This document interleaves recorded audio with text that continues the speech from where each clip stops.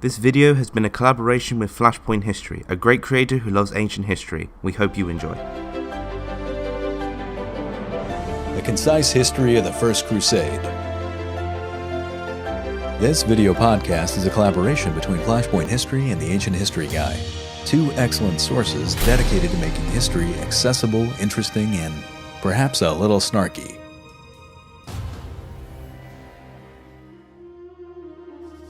It should be noted that the time period that was leading up to Antioch, Stephen of Blois would write to his lovely wife about how great the crusade was going. At one point, he even mentioned how his fellow knights were thinking about making him leader, because as he would put it, he was just such a swell guy. Now during the Siege of Antioch, this abruptly changed. He lost faith in the cause, and instead of becoming leader, he instead abandoned his fellow knights and started to march back to his beloved France. If deserting the cause, breaking your vows of pilgrimage, and being an all-around deluded schmuck wasn't bad enough, as he was making his way back, he came into contact with some Byzantine relief troops who were coming in with supplies and told them, "Don't bother, the crusade is over and only dead men remain." The Byzantine took him for his word and marched back, leaving the Crusaders to their fate.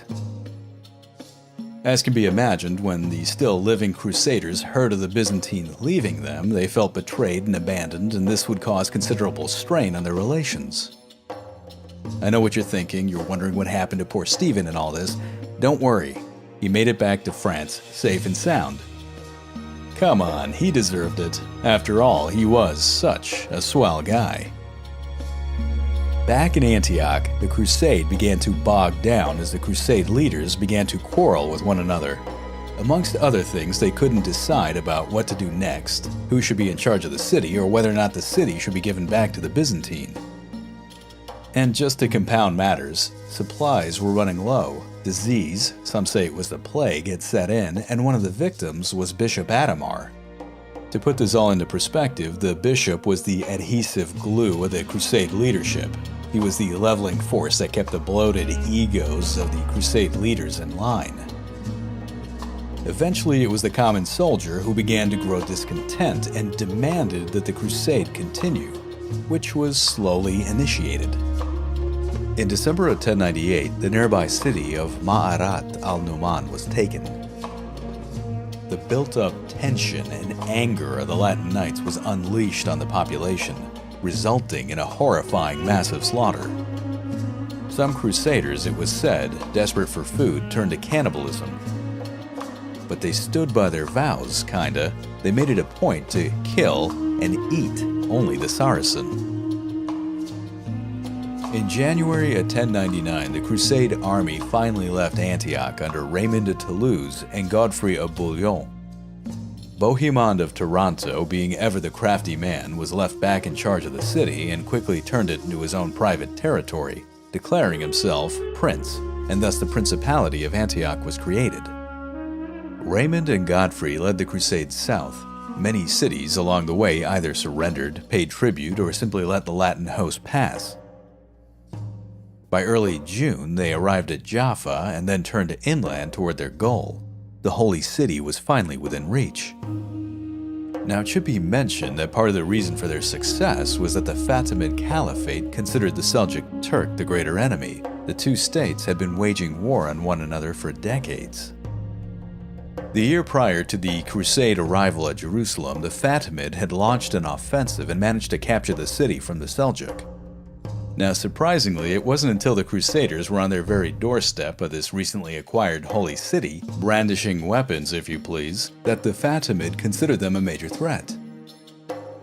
Prior to this, there were even overtures of a possible alliance between these two against the Seljuk. Now the Fatimid would have to quickly rethink their foreign policy and come up with a plan B. Ancient History Guy, I know you're just itching to tell us how things went once they got to Jerusalem. On the 7th of June, the Crusaders reached Jerusalem.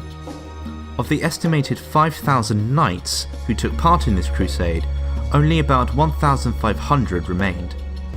The original number of foot soldiers had also dropped, from 30,000 to just 12,000. The Fatimid governor, Iftikhar Abdul, had already expelled most of the Christians from the city, making the situation even more difficult for the besieging Crusaders. The Crusaders finally besieged the Holy City, with Godfrey and Raymond besieging both the north and western walls, respectively. Prior to their arrival, the surrounding woodland area of Jerusalem had been cleared of anything that would have been of use to the Crusader army. This would prove to have had a drastic effect on the Crusaders' sieging capabilities, as there was no wood to make any sort of siege weapons. As with Antioch, the Crusaders found out that a relief Fatimid army was on its way, making the capture of Jerusalem all the more urgent. The Crusaders therefore attempted to storm the city. However, without any siege equipment, this attack was destined to fail. A few days before arriving at Jerusalem, the Crusaders had captured the port of Jaffa. Coincidentally, after the failed assault on the city, 2 supply galleys arrived at the port. The galleys were soon commandeered by the Crusaders, who carried the vessels overland and later used the wood from these ships to build some siege weapons. As well as this, quite by chance, a foraging party of Crusaders found over 400 readily prepared pieces of timber. The Crusaders now had enough timber to build 2 50-foot high siege towers. Finally, the Crusaders were ready to assault the city. On the night of the 13th of June, the Crusaders launched their main assault on the city. The tower led by Raymond was soon pelted with flaming arrows and pots of oil, and as a result quickly went up in flames. Godfrey cautiously moved his tower away from the heavily guarded section of the wall, and after 2 hours finally arrived at a weak point in the enemy's defences. Godfrey was among the first to scale the tower and enter the city. With this, the defenders gave up their positions and the city fell to the Crusaders. For the next several days, the Crusaders brought forth an unprecedented frenzy of carnage. Man, woman, child, soldier, civilian, it didn't matter. It was a slaughter that resulted in knee-deep blood throughout the city. The chroniclers, who supposedly witnessed this event, said that 70,000 people alone took refuge in the Al-Aqsa Mosque. They were all wiped out. Now for the Crusaders, the fall of Jerusalem happened just in the nick of time. Al-Afdal, who was the Grand Vizier of the Fatimid Caliphate, not exactly happy with the attack on his city, mind you, had assembled a relief army in Egypt and had marched it across the Sinai into the Levant. But it wasn't until early August that he arrived at the city of Ascalon on the coast near Jerusalem. If he had managed to catch the Crusaders while they were still in the process of besieging the city, the First Crusade might have ended very differently. However, the city was taken at this point, and on hearing about this approaching army, Godfrey of Bouillon and his fellow council opted to take the fight to the Fatimid. Ancient history guy, why don't you bring this battle home? Assembling his army at the harbour city of Ascalon, Al-Afdal commanded as many as 20,000 troops, consisting of Turks, Arabs, Persians, Armenians, Kurds, and Ethiopians.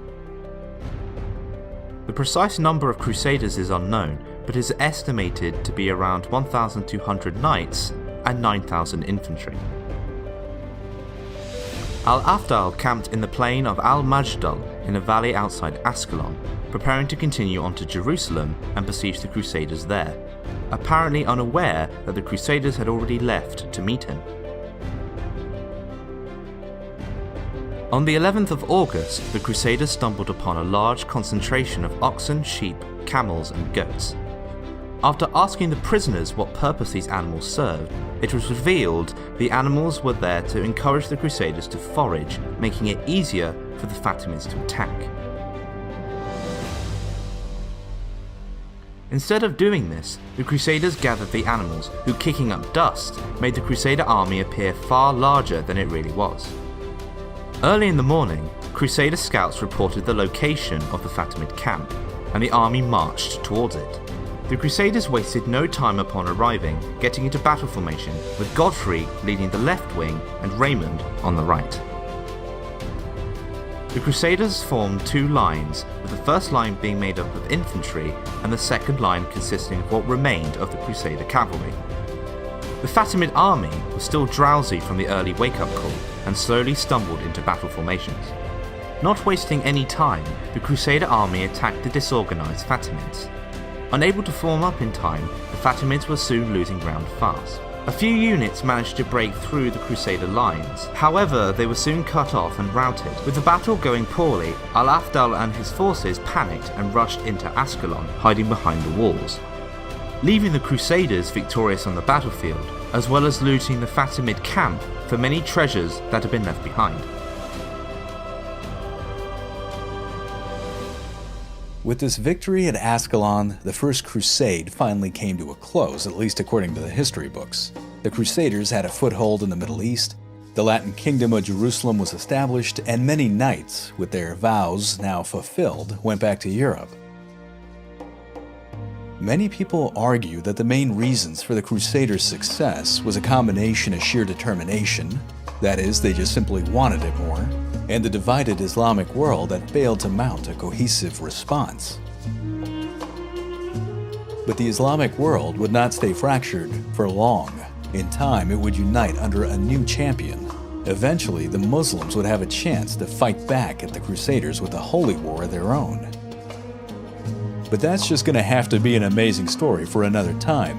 For now, however, let us bring this episode on the First Crusade to a close.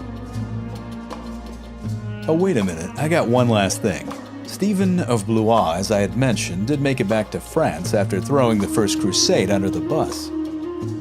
When his powerful wife, again the daughter of William the Conqueror, found out what he did, she confronted him. And then she made him do the whole pilgrimage all over again. Thank you for watching and listening. All sources are listed and linked in the description, along with Flashpoint History's channel. Be sure to like, comment and subscribe. I've been the Ancient History Guy, and as always, I'll be seeing you later.